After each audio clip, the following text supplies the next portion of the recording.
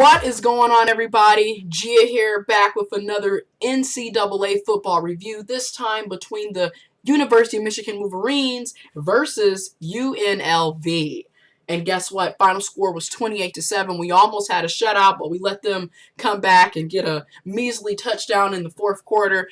No biggie. It's still 28-7. We're still up 21 points. And you know what? I freaking loved it. All right. We did our thing. Shout out to our defense and our running game, because that's what put up the points this game between UNLV. Okay.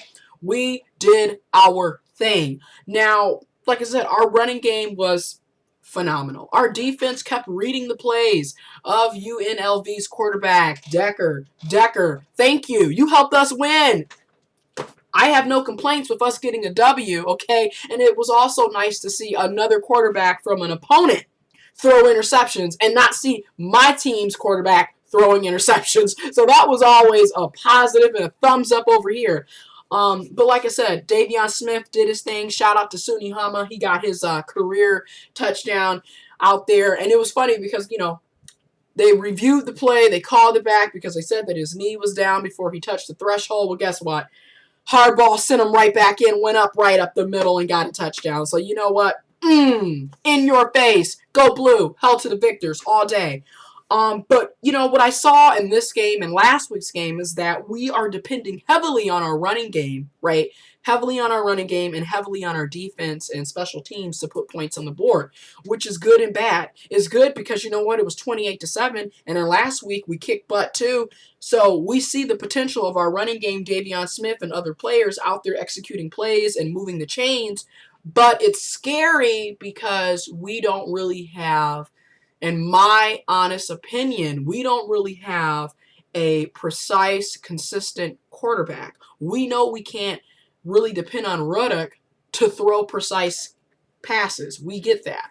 And that's why we don't really use him. If you notice, we're always doing a screen pass, a sweep pass, run up the middle, run up the side. This game, the defense really was the one putting points on the board because they were able to read the plays of UNLV's quarterback, who just kept throwing interceptions. Well, to avoid that on our side, we don't trust Ruddock. Because if you notice, even when he was throwing in this game, it was the throws were underneath the receiver, behind the receiver, you know, deflected. And in the first game of the season, when Ruddock was throwing, it was interception, interception, interception, interception. And that's scary. So hopefully we'll see either Shane Morris come in more. We did see another, what was his name? Wilton. He came in this game for the University of Michigan. He's 6'6", so his passes are powerful. They're thrown with force, and they're more accurate than Ruddock, in my opinion.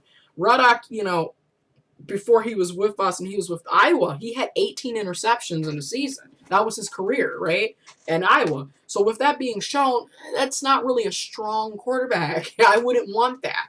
So that's just, you know, and I'm not trying to throw shade or throw Ruddock under the bus, but what I'm saying is we're not going to be able to run plays 24/7, right? You're not going to be able to keep running on every single team you play.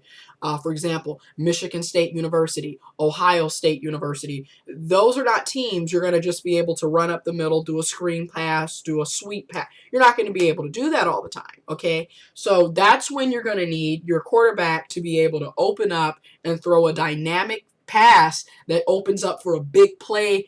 You know, that's what we're going to need. We can't just depend on the running team, on a running game and special teams and our defense. But other than that, 28-7, nothing to really complain about. I mean, we almost had a shutout. We beat them. I'm glad. And shout out to Harbaugh, because you know what? He does allow all the players to have a chance of touching the ball in the game.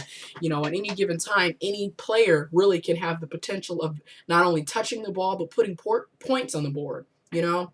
And that's what's cool, and the fact that we are diverse in the sense that it's not going to be the same players over and over and over getting the ball. You will see different players execute. You will see their talents. You'll see them flourish in the game. So I like that. Anyways, Go Blue. Got to put on the glasses. You know, go Blue. Hell to the victors. I'm going to try to actually go to a game. If you didn't know, I am a proud Wolverine alumni. Graduated 2014 with my bachelor's from the University of Michigan Flint's campus. I'm currently back on the University of Michigan Flint's campus pursuing my master's degree.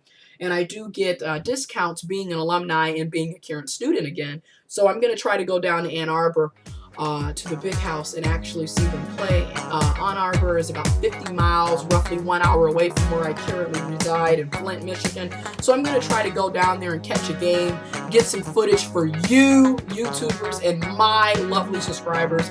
So yeah, if you like this video, thumbs it up, subscribe to the channel, like, follow me on my social media, links all in the description box below, and I'm out of here.